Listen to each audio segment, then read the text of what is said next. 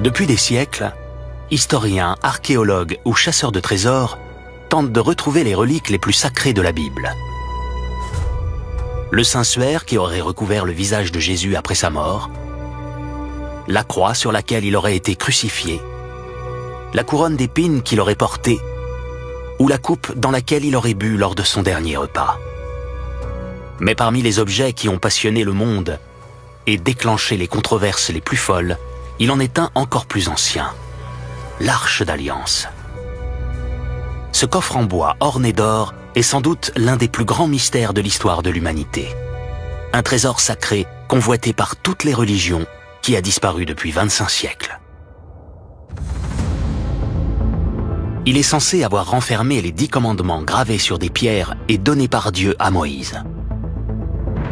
Selon la légende, l'objet serait doté de pouvoirs extraordinaires.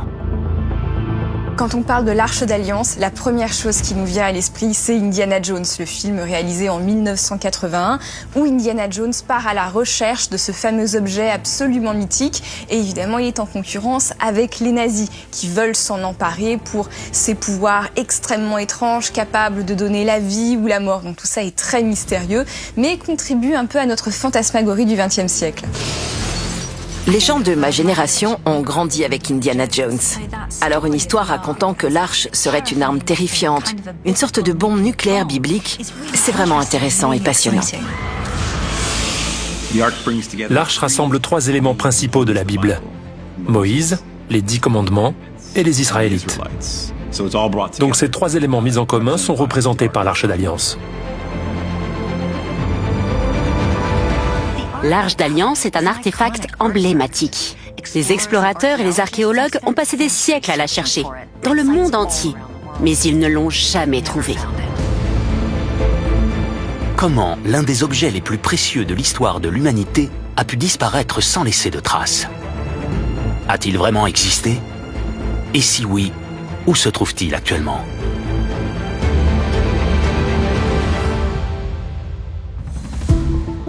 Pour tenter de percer le secret de l'Arche d'Alliance, il faut remonter aux origines de l'histoire, là où tout a commencé, entre l'Égypte et l'Israël. C'est là que sont censés s'être déroulés les événements relatés dans l'Ancien Testament, où est mentionnée pour la première fois l'existence de l'Arche d'Alliance. Ce qu'on appelle l'Ancien Testament, c'est la première partie de la Bible, c'est celle qui parle de la période avant la vie du Christ. Le Nouveau Testament, c'est la période qui raconte tout ce qui s'est passé pendant la vie du Christ. Le nom Ancien Testament, lui, est utilisé par les chrétiens. Les Juifs préfèrent parler de Bible hébraïque pour désigner l'Ancien Testament.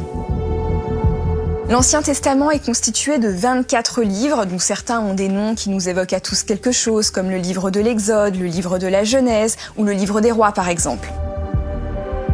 Il se compose d'une série d'histoires qui ressemblent à des mythes, à des récits. Certains ont peut-être même des inspirations purement historiques. On pense qu'il a été écrit vers le 7e siècle avant Jésus-Christ et probablement par plusieurs auteurs. Il est même tout à fait possible que d'autres auteurs aient rajouté des fioritures ou des passages à des textes plus anciens. Ce qui fait que finalement, l'Ancien Testament est un texte composite qui n'a abouti à la version que l'on connaît aujourd'hui qu'assez tardivement. Quand on est historien, il faut être extrêmement prudent quand on travaille sur la Bible. Bien sûr, on sait que certaines histoires qui sont évoquées ont en partie au moins une réalité historique, mais d'autres relèvent d'une forme de mythe ou de symbolique, des paraboles par exemple. Il faut donc essayer de démêler ce qui relève de l'histoire avec un grand H et des petites histoires qui nous racontent quelque chose.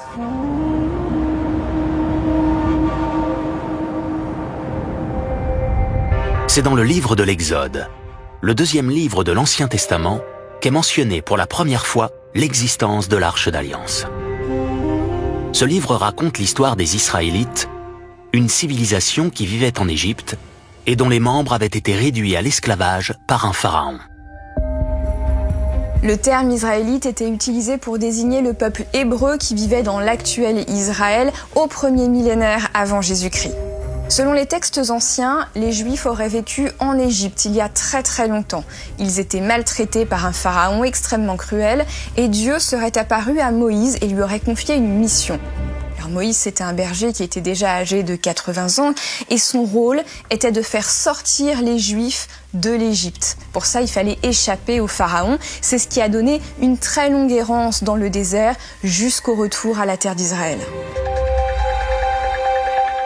Et c'est cette longue histoire que nous raconte justement le livre de l'Exode.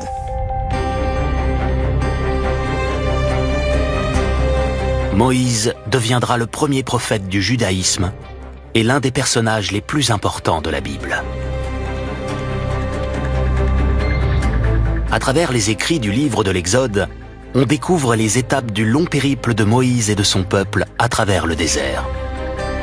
Un voyage dantesque qui les mènera d'Égypte jusqu'au pays de Canaan, une région située sur la rive orientale de la mer Méditerranée, qui correspond aujourd'hui au territoire réunissant la Palestine, Israël, l'ouest de la Jordanie, le Liban et l'ouest de la Syrie, où ils finiront par s'installer.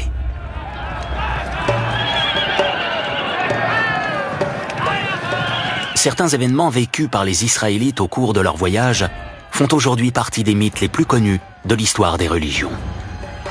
Comme lorsque Dieu, que l'on nomme Yahvé dans l'Ancien Testament, va ouvrir la mer Rouge en deux pour leur offrir un passage alors que les armées du Pharaon sont lancées à leur poursuite.